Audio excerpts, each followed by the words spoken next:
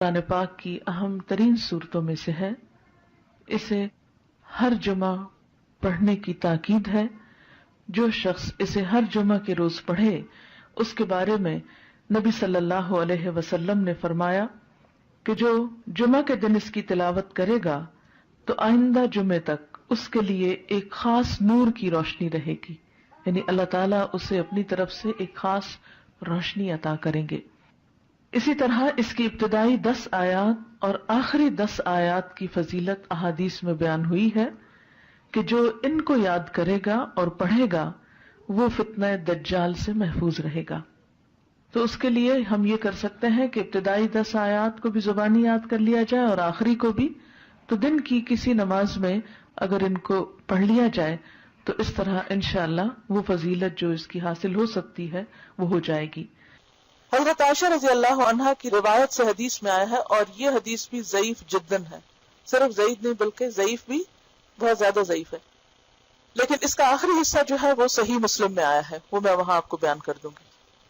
رسول اللہ صلی اللہ علیہ وسلم نے فرمایا، کیا میں تمہیں ایسی صورت نہ بتاؤں جس کی عظمت نے زمین و آسمان کو بھر دیا ہے، اور اس کے لکھنے والے کے لیے بھی اتنا ہی اجر ہے، اور جو اس کو جمعہ کے دن پڑھے تو اس جمعہ سے لے کر جمعہ تک یعنی اگلے جمعہ تک اور 3 دن کے زیادہ بھی گناہ بخش دیے جاتے ہیں. اور جو آدمی سوتے وقت اس کی آخری 5 آیتیں پڑھے تو وہ رات کے جس حصے میں بھی اٹھنا چاہے گا اللہ اسے اٹھائے گا. تو لوگوں نے کہا ہاں اللہ کے رسول صلی اللہ علیہ وسلم ضرور بتائیے، تو آپ نے فرمایا سورت کہا.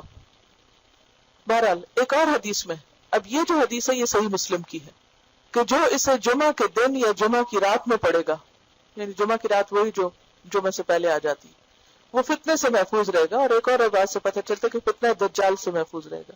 اور اس کی جو پہلی 10 آیتوں سے متعلق حدیث ہے وہ بھی صحیح ہے کہ جو شخص اس کی پہلی 10 آیتیں پڑھے گا، یاد کرے گا، وہ فتنہ دجال سے محفوظ رہے گا. اسی طرح اس کے پڑھنے سے گھر میں سکینت اور برکت نازل ہوتی ہے. ایک مرتبہ ایک صحابی نے سورہ کہف پڑھی، گھر میں ایک جانور بھی تھا، وہ بدکنا شروع ہو گیا.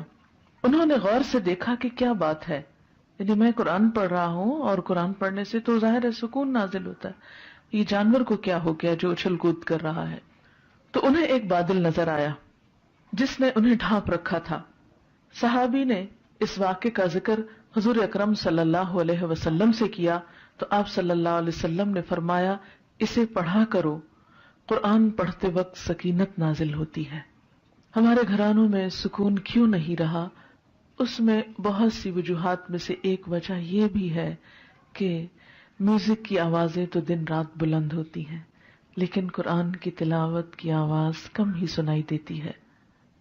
اس کے لیے میں یہ سجیسٹ کروں گی کہ ایک تو قرآن پاک کا کچھ نہ کچھ حصہ نماز فجر کے بعد بلند آواز سے تلاوت کیا کریں کہ آپ کے آس پاس کی چیزیں سنیں، آپ کے گھر کے افراد سنیں، در و دیوار سنیں، کیونکہ جہاں جہاں تک قرآن کی آواز جائے گی وہ سب چیزیں آپ کے حق میں گواہ بنے گی.